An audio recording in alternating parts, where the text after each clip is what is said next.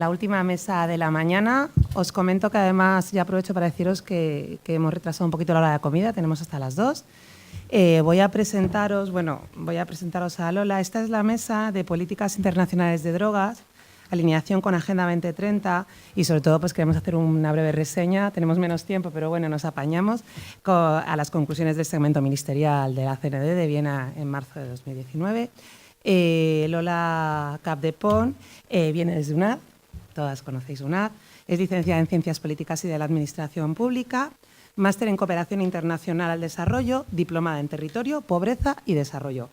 Actualmente es técnica de programas en la UNAD, en la Red de Atención a las Adicciones, y desde esta entidad participa en el Foro Europeo de la Sociedad Civil y en el Foro Europeo de VIH, Hepatitis y Tuberculosis. Y además, desde el año 2018, desde el año pasado, ya sabéis que es miembro de la Junta Directiva de la RIOT, como coordinadora del Nodo España. Hemos aprovechado, Lola va a dar su postura y hemos aprovechado que teníamos a Diego aquí, que es un placer porque como Lola va a desarrollar lo que es la visión desde la sociedad civil de estas, cómo acceder y estos foros internacionales, pues Diego, te invitamos a que también nos aportes tu visión como ente público, como organismo público. Buenas tardes ya. Bueno, ante nada, lo siento porque, bueno, esto no se hace. Estar en la última hora de la mañana y después de Diego es como una responsabilidad muy grande, pero bueno, yo voy a hacer lo mejor que pueda. Me han pedido que hable sobre el proceso de Viena y sobre los objetivos de desarrollo sostenible, que tampoco es cosa fácil porque son dos temas gigantescos, pero bueno, a ver. De Viena voy a hablar 5 minutos y luego vamos a pasar a un formato taller para reflexionar conjuntamente sobre los objetivos de desarrollo sostenible. Entonces, acerca de Viena, lo que voy a hacer es empezar con un vídeo para contextualizar, porque no sé en qué punto está cada persona, así que vemos el vídeo y luego ya empezamos. Nueva estrategia mundial de drogas. En la ONU existe un organismo encargado de la política internacional de drogas, la Comisión de Estupefacientes. Esta comisión coordina las negociaciones entre los Estados de Naciones Unidas. Después de muchos meses de diálogo, llegaron a un consenso para aprobar la política mundial de drogas de los próximos 10 años. ¿Dónde se recoge esto?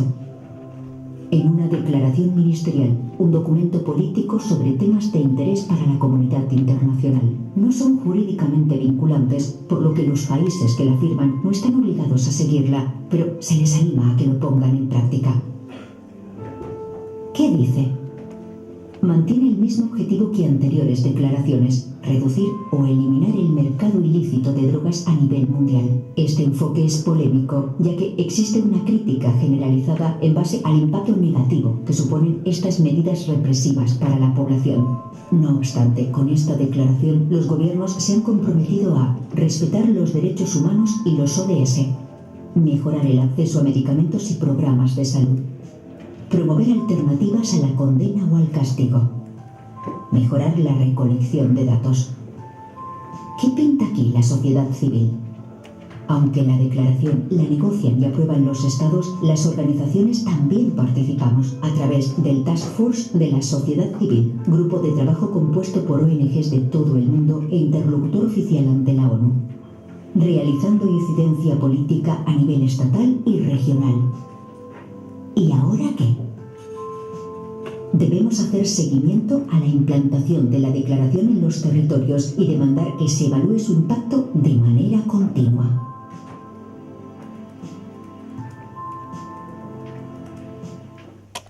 Bueno, creo que esto ayuda un poco para saber de qué vamos a hablar. Y lo primero que os quería contar es cómo he terminado yo, como sociedad civil organizada, participando en el proceso de Viena. Ya sabéis que vengo de UNAD, que es una red de entidades a nivel estatal de España, y UNAD de un entramado más grande y las políticas regionales y globales nos afectan. Y ojo, no solo nos afectan, sino que es una vía de doble sentido. A nosotros nos afectan las políticas regionales y globales, y las políticas regionales y globales son construidas por los estados a su vez. Esto lo digo porque la incidencia al final la tienes que hacer tanto a nivel de Estado como en los espacios internacionales. En definitiva, ¿cómo puede una red de ámbito estatal participar en un proceso como Viena? Pues precisamente con redes como RIOD, que también tienen entre sus mandatos una clara línea de incidencia política y que además nos da espacios a los que solas nunca podríamos llegar. Esto lo digo sobre todo por el Task Force de la Sociedad Civil sobre Drogas, que se ha mencionado en el vídeo, que no sé si todas conoceréis, pero básicamente es un grupo de trabajo que integran 35 ONGs de todo el mundo, que han sido seleccionadas en base a 3 criterios. Uno es la representación regional, que todo el mundo esté representado, otro es la especialización temática y otro que todas las comunidades afectadas estén representadas.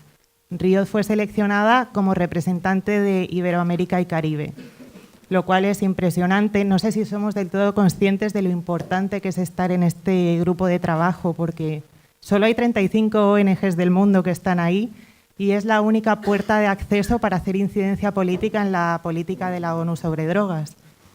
Entonces, para nosotras como organización estatal es increíble pues, tener esta representación a través de RIOD. Vale, sin perder de vista que esto es un proceso de los gobiernos, es decir, que la política la diseñan y la aprueban y firman los gobiernos, desde el año 2008 se ha ido dando determinados espacios a las organizaciones de la sociedad civil, como decía, a través del Task Force y de otros mecanismos que ahora no me da tiempo a comentar. Y aunque ahora no nos corresponde analizar el texto de la declaración de la política que ha salido para los próximos 10 años porque no está ni publicada, o sea, sería como un poco precipitado valorar algo que no está desarrollado el plan de acción, no podríamos saber dónde se está poniendo más peso, pero sí que podemos sacar algunas claves de lo que ha sido Viena 2019. Por un lado, compartir que cuando llega a Viena, que fue en marzo, todo ya está decidido. Ahí no se decide nada. Las negociaciones se llevan haciendo, que yo sepa, 1 año. Ahora Diego nos dirá. Se reúnen previamente, hay varias reuniones entre los países, son a puerta cerrada, las organizaciones no entramos ahí. Nos han invitado puntualmente a algunas cositas y luego se hacen cosas aparte de esas reuniones oficiales. Pero es un proceso de los gobiernos y yo lo veo un poco opaco y que la información es un poco difícil llegar a ella. Bueno, eso por un lado. Luego, por otro, decir que el resultado final de la declaración a grandes rasgos mantiene el status quo que había antes. No ha habido una ruptura, oficialmente no ha habido una ruptura, diría yo. Porque aunque se sigue apostando por el mismo objetivo de reducir o eliminar el problema mundial de las drogas y un mundo libre de drogas y todo esto que ya hemos hablado estos días, hay que tener en cuenta que la declaración se aprueba por consenso, con lo cual es un acuerdo de mínimos. Pero entonces queda como muy diluida. Realmente no puedes extraer mucho de ahí, pero por detrás la realidad es que muchos estados, muchos países ya están adoptando visiones que rompen un poco con lo que se venía haciendo en el pasado. De hecho, si os interesa, en Viena cada país hizo como un discurso inaugural que creo que es mucho más rico que la declaración en sí misma porque te permite saber lo que piensa cada uno. La declaración no es tan enriquecedora de leer. Pero eso está disponible en la página de la Comisión de Estupefacientes. Si queréis os puedo pasar el enlace. Y ahí puedes ver cómo países como Bolivia, inclusive Uruguay, están diciendo cosas nuevas, diferentes y ya no hay tanto consenso como antes. O sea, que el cambio se está dando, aunque todavía no se vea en el resultado, quizá. En relación... A ver, sí. Y por otro lado sí quería puntualizar que la declaración no es jurídicamente vinculante. Lo que es jurídicamente vinculante son los tratados de fiscalización de drogas. Esto también es un tema importante a tener en la cabeza. Sobre los ODS, supuestamente la declaración dice que se articulará a los Objetivos de Desarrollo Sostenible y esto es algo que creo que es positivo porque mete en el debate los derechos humanos, el enfoque de género y otra serie de cuestiones. Lo que pasa, y por ser crítica, es que si estás manteniendo el objetivo de eliminar y reducir el problema mundial de las drogas y el mundo libre de drogas, ¿cómo compatibilizas eso con los objetivos de desarrollo sostenible? Es un poco complicado de conciliar, pero bueno, es un paso adelante y hay que valorarlo. Y por mi parte, en cuanto a Viena, he terminado. Ahora pasaremos con el taller, pero antes estaría bien saber cuál es la postura de la visión de gobierno sobre el proceso. Gracias. Gracias a ti. Felicitaciones por introducir el tema. Yo no tenía previsto hablar de esto, pero siempre es interesante. Brevemente, algunas visiones sobre la CND en general, sobre la última CND.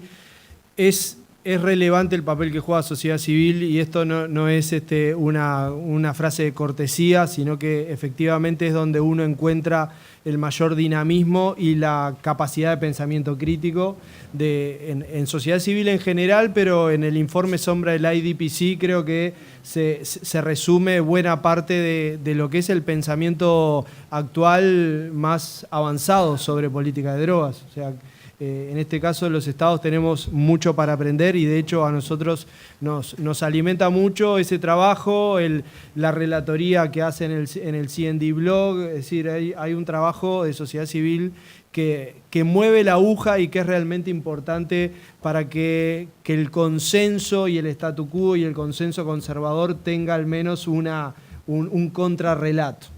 Eso es importante. Sumar a que lean también la intervención de Canadá, que fue muy buena. Canadá hizo un muy buen resumen. Canadá está liderando cosas importantes en política de drogas. La declaración del segmento ministerial de este año, yo anotaba acá, dice poco y no cambia nada. O sea, es una declaración que no profundiza en el tema, básicamente mantiene el equilibrio hasta donde puede en algo que ya no existe, que es consenso de Viena. No hay consenso en Viena, no, eso no es posible, se alcanza cada vez de una manera más forzada y más artificial. Entonces, ¿hasta dónde se puede seguir sosteniendo un consenso en esas condiciones? Otra característica importante de la declaración es que, si bien se había propuesto tomar cuenta o hacer un balance de la política de drogas, no lo hace y no lo hace de manera honesta. O sea, no reconoce explícitamente las fallas estructurales enormes y los daños producidos por las políticas de drogas estructuradas a partir de las 3 convenciones, ¿no? Que se siguen enunciando como piedra fundamental de la política de drogas, pero no se dice las convenciones han producido esto, ¿no? Que los mercados no disminuyan su volumen, que la cantidad de fallecidos por consumo de drogas disminuya, bueno, todo lo que debería decir y no dice. Hay una cuestión política que es cierto debilitamiento del bloque para el cambio, ¿no? O sea, quienes proponemos un cambio estamos un poco más descoordinados y más solos que el bloque que está estructurado en torno a la visión que propone Rusia, que de alguna manera se ha transformado en uno de los líderes digamos, del colectivo de países o del grupo de países que sostienen que no debe haber ningún cambio, ninguna visión alternativa, sino que se debe seguir en la visión punitiva de reducción de los mercados, aunque hay algunas demostraciones pero parecen más expresiones de corrección política asociadas a las cuestiones de género, prevención, tratamiento, pero para ellos lo importante es que las convenciones permanezcan inmaculadas y se siga por ese modelo. Y el papel, yo acá me ponía negativo, pero el papel, digamos, también de fortalecimiento del statu quo que juegan las secretarías ejecutivas, tanto de JIFE como o las secretarías técnicas de UNODC y la JIFE. No hay muy poco aporte, porque podría ser que desde los ámbitos técnicos y de la producción, ¿no? de esas oficinas surjan elementos que permitan, y es muy poco lo que surge. ¿Dónde está lo más dinámico de política de drogas? Fuera de la UNODC. Está en el PNUD, está en el Consejo para los Derechos Humanos y está en el Consejo de los Directores Ejecutivos que reúne el Secretario General de las Naciones Unidas, que este año aprobaron un documento que es muchísimo más interesante que la declaración ministerial y que contiene la recomendación de descriminalizar el uso de drogas. Entonces hay que buscar lo más dinámico y lo más interesante de política de drogas en la ONU, pero fuera del órgano específico que es la UNODC. Ojalá tengamos un cambio en la Secretaría General de la UNODC que nos permita un liderazgo nuevo, un liderazgo distinto al que viene llevando adelante el señor Fedotov, que parece a todas luces agotado. Como les dije al pasar en la presentación de cannabis, hay una oportunidad muy significativa en que por primera vez en la historia de las convenciones la carga de control prohibicionista en una sustancia dé un paso atrás y se ajuste a la evidencia científica. En el caso del cannabis esto es inédito porque además de ser el primer movimiento, lo único que se hace a partir de las convenciones es agregar sustancias. Sustancias que quienes las votan ni siquiera saben exactamente qué papel juegan o qué importancia tienen para la salud de la población, pero sin embargo lo único que se hace es incrementar las listas. Esta modificación, que está sumamente documentada y fundamentada por nada menos que la Organización Mundial de la Salud, viene generando una enorme resistencia y un enorme rechazo por parte del bloque estructurado. Está nuestra intervención también publicada en torno a por qué la CND debería aprobar las recomendaciones de la Organización Mundial de la Salud. Eso. Bueno, en cuanto a objetivos de desarrollo sostenible, como os he dicho, lo vamos a hacer en un formato taller. Preaviso que no es un taller para debatir sobre la Agenda 2030, los objetivos de desarrollo sostenible ni el modelo de desarrollo que proponen, sino que es un taller más enfocado a cómo los ODS como instrumento nos pueden ser muy útiles para tener una mirada más integral en nuestro trabajo. Creo que es interesante, así que nos vamos a dividir en 4 grupos con la ayuda de las personas de la Comisión de Cooperación de Riad, Gerardo de la FAD, Florencia, Vicky y Joana. Entonces, Laia va a decir quiénes estáis en cada grupo. Sí, bueno, sí, ¿no? No sé. Vamos un poquito mal de tiempo, pero sí. Venga, pero mientras vas... Un segundo solamente. ¿Cómo ves la visión de la Comisión Europea? Bueno, cuando yo decía que el bloque, por llamarlo de alguna manera, crítico o progresista, se ha desarticulado o tiene un nivel de coordinación inferior, en ese bloque incluyo claramente a la Unión Europea, a Noruega y a Suiza, que son 3 actores muy relevantes que en general proponen las resoluciones con las que uno está más de acuerdo y que por la vía de las resoluciones hemos ido logrando incorporar algo de nuevo lenguaje junto con Canadá, junto con México. Perdimos el liderazgo de Colombia, que era un país que bajo el gobierno de Santos tenía un trabajo sumamente relevante en la incorporación de la matriz ODS, de la matriz de derechos humanos y con un liderazgo de su Cancillería muy importante para el trabajo articulado en CND. Hoy lo que tenemos funcionando, que creo que es interesante, es un colectivo de países que están estudiando reformas sobre la regulación del cannabis o ya la han implementado, como en nuestro caso, y ahí está Nueva Zelanda, ahí está Jamaica, ahí está México, por supuesto, Holanda. Es interesante que a partir de la agenda específica de cannabis, bueno, este grupo de países estamos trabajando y creo que estamos trabajando con ciertos intereses comunes, que en definitiva es como hay que actuar en estos ámbitos, porque por los países de forma aislada no cambian nada. Y luego el papel de los Estados Unidos, al cual no hice referencia, pero brevemente, que bajo el gobierno de Trump obviamente ha cambiado, ¿no? Y es un cambio que nosotros entendemos que es negativo. Y que es sustantivo porque, bueno, Estados Unidos no es cualquier país en estos ámbitos. ¿Laia, ¿dos grupos? Sí. Laia va a nombraros, ¿vale? Y según el grupo que tengáis os dicen dónde vais. Sí, ahora mismo, media horita de reflexión. Va a ser breve. Comemos a las 2, o sea, tranquilos. Voy a señalar nombres: con Florencia está Gustavo, con Martín, Marian, Julia Campos, Félix, Fabián Mesina, Roberto Vallenar y Gloria Bernal. Con Joana, con Florencia. Marcelo, Ausi, Fabián Ronda, Gabriel Alemani, Evelyn, Maribí y Darío. Con Gerardo, Fabián Choso. Podemos ir empezando un poco por agilizar y que dé tiempo a que podamos compartir con todos vosotros el trabajo que hemos hecho en el grupo. En mi caso, nos tocaba trabajar el ODS 8, ¿sí? Más cerca, me han dicho que no, pero ¿sí? Ah, que sí. Ah, había entendido el contrario. Nos tocaba trabajar el objetivo ODS 8, que era el de promover el crecimiento económico sostenido, inclusivo y sostenible para el empleo. Ay, no. Sí, sí. Pero antes tenemos que dar la situación, que no la conocen. Ah, ¿no sí, la conocen todos. Sí, sí. Vale. Sostenido, inclusivo y sostenible, el empleo pleno y productivo y el trabajo decente para todos. Entonces, en cuanto a medidas un poco concretas que teníamos que implementar en el recurso, bueno, hablábamos de hacer diagnóstico de la empleabilidad tanto de las personas usuarias como de los recursos del entorno, explorar las potencialidades también del territorio en temas de empleo, explorar esas necesidades para conocer nuevos o potenciales yacimientos de empleo, tanto de empleo como de autoempleo.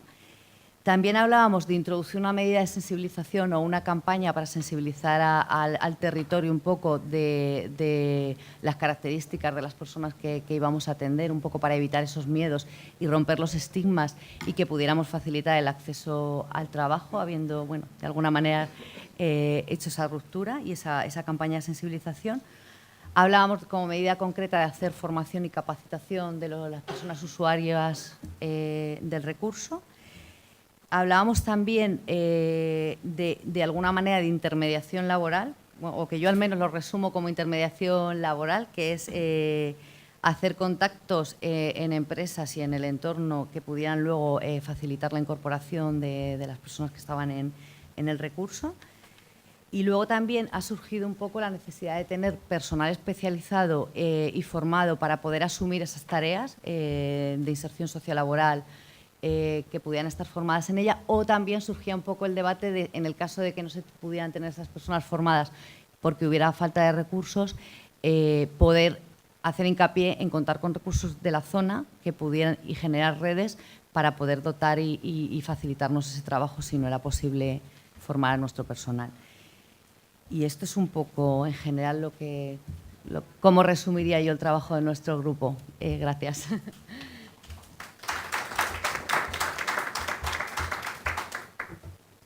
En el caso nuestro, ¿está bien? Ah, no, seguimos este orden, ¿sí?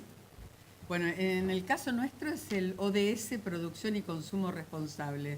No le tenía mucha fe realmente a este objetivo, pero salieron un montón de ideas interesantes. ¿Cuál es el objetivo en este caso? Garantizar modalidades de consumo y producción sostenibles. Si quieren, léanlo después todo lo demás porque es interesante ver las metas y demás, alcanzar, que ahora no hay tiempo. Entre las ideas que expresamos en el grupo y que pido desde ya que las complementen en el caso de que me olvide algo, se resaltó que desde el centro se debía poner énfasis en transmitir los valores del consumo responsable ante los usuarios y sus familias, es decir, que debía trascender solamente las paredes de nuestro centro y debía trasladarse eso a las familias y al entorno en el que se movía el usuario o el que recibía tratamiento, mediante distintas modalidades, ¿no? Primeramente salió el tema del sistema de reciclaje en general. Por ejemplo, si sobra comida, hubo una propuesta de que la podíamos enviar a alguna asociación o emprendimiento que cuidara animales para que utilizaran esa comida. También se podía utilizar la comida para ir haciendo compost o fertilizantes y utilizarlo en nuestra huerta orgánica, que este era otro de los emprendimientos que teníamos para llevar hacia el exterior. Tratamos de promover la no utilización de plásticos y, ante todo, el cuidado del consumo de agua. Por ejemplo, tanto para uso personal como, por ejemplo, la recolección del agua de lluvia para utilizarla para determinados fines, o las aguas grises, como las llama Juan, es decir, esas aguas ya utilizadas, poder utilizarlas con otros fines, no tirarlas. También trataremos de promover el uso de transportes que no contaminen, bicicletas o algún otro tipo de transporte al que tengamos acceso y que no sean contaminantes. Y reemplazar, eso lo dijo Gloria, reemplazar el soporte de papel por nuevas metodologías, por ejemplo, a través de todo lo informático, es decir, tratar de usar la menor cantidad de papel posible. Por fuera, y esto, todo esto que estamos hablando debe estar incluido, eso lo propuso alguno de los miembros, incluido en la política interna de nuestra institución. También se propuso ya por fuera hacer acuerdos con universidades para que nos capaciten en estas nuevas tecnologías y en la implementación y el apoyo de las universidades, por ejemplo, para todo lo que tiene que ver con la electricidad, que proponemos utilizar pantallas solares en el caso de que sea posible, o reemplazar las bombitas eléctricas por las de bajo consumo. Para todo eso necesitamos, además de internamente tenerlo como política, recibir algún tipo de apoyo desde afuera. Y por eso vamos a recibir expertos para educarnos en la temática y brindar educación no solo hacia nosotros mismos, sino hacia afuera. Las empresas locales, resolvimos que debemos lograr el apoyo de las empresas locales para todo lo que sea la producción interna nuestra, tanto de los productos reciclables como, por ejemplo, los productos de huerta orgánica. Y bueno, todo lo que esto conlleva, ¿no es cierto?, en establecer relación con las empresas. Esto nos llevaría a lograr la autosustentabilidad en algunos casos o ayudar a nuestra sustentabilidad. En general fue eso, y lo más importante es que debe ser parte de la política interna de la institución. No sé si me olvidé de algo, los del grupo. ¿Está bien? Bueno, gracias. Bueno, pues el nuestro, la verdad es que debe haber... El nuestro, la verdad es que debe haber estado muy mal coordinado porque no hemos llegado absolutamente a nada, ¿no? Es decir, y Juanjo me decía que podía vender enciclopedia donde quisiera. Ahora, oyéndolo, las cosas que vais sacando, pues me parece que es importante, que todos podemos hacerlo, ¿no? Es decir, primero el ODS que nos toca es entonces lo que voy a describir es la dinámica que hemos seguido. El ODS que nos toca es el de ciudades sostenibles. Entonces, el supuesto ya lo conocéis, con lo cual es difícilmente aplicable. ¿Qué dinámica hemos seguido? Pues entendiendo que si hubiéramos elegido libremente los ODS, porque no estamos trascendiendo a nuestras instituciones, sino de lo que se trata es de intentar identificar en clave de ODS la propuesta que nos presenta el supuesto, pues hemos hecho una lectura de, si no recuerdo mal, las 11 metas que son 11, 12 y 13 metas que están recogidas dentro de este objetivo. Y hacer el esfuerzo de intentar ver qué podríamos haber tomado en consideración si realmente fuera una propuesta que nosotros hubiéramos diseñado y hubiéramos querido definir en base a este objetivo.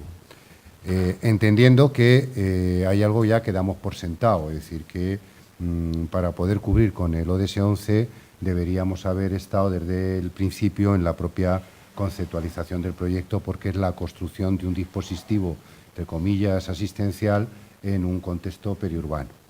Y a partir de ahí hemos ido leyendo metas, y lo importante es que al final yo les presentaba una propuesta, incluso en las que inicialmente podrían estar desechadas, íbamos encontrando algo.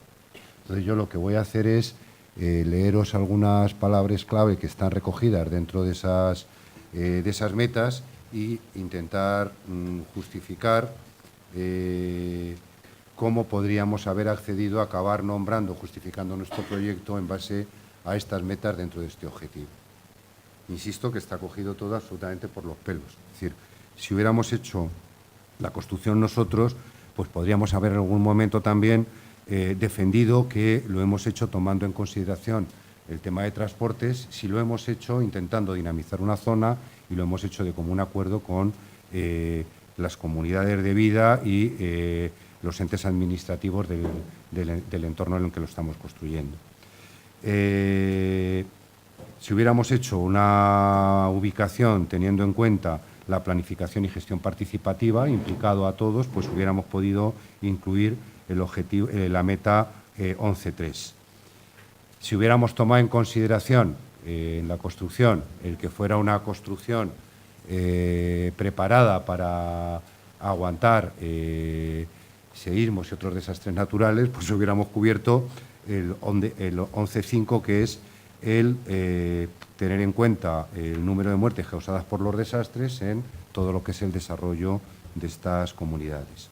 Si hubiéramos tomado, y no voy a leerlos todos, si hubiéramos tomado en cuenta el 11.17, esto es un ejemplo de un proyecto que estamos haciendo nosotros en este momento en El Salvador, de ciudades seguras para mujeres, pues el intentar encardinar el centro con la propia dinámica comunitaria y encardinarlo con los espacios para mujeres libres de violencia, con lo cual podría haber sido un argumento, entre comillas, de aprobación o de obtención de fondos y de aceptación por parte de la comunidad.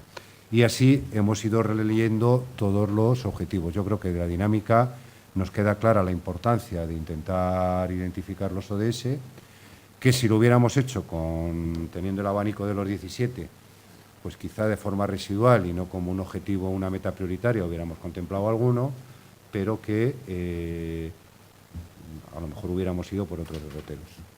Nada, eso es lo que hay. Gracias.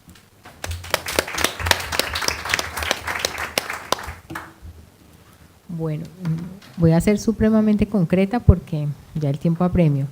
A nosotros nos correspondió el 5º ODS, que habla por la igualdad de género. ¿Cuál es el objetivo? Lograr la igualdad de género y empoderar a todas las mujeres y las niñas. Pues ese es un tema bien complejo y que da como para unas conversaciones bien largas. Entonces, nosotros no alcanzamos a terminar todo el trabajo. Yo simplemente he tratado como de sintetizar en 4 aspectos frente a lo del caso que se nos presentó. Primero es que, de acuerdo con el caso, no existe una igualdad de plazas tanto para hombres y para mujeres. Habría que revisar el tema de los espacios comunes debido a las dinámicas que comprenden el trabajo con mujeres y el trabajo con hombres.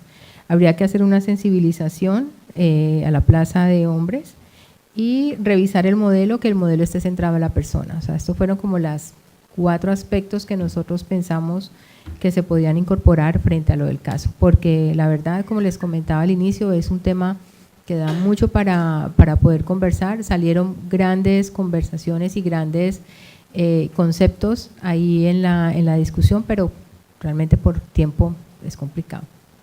Gracias.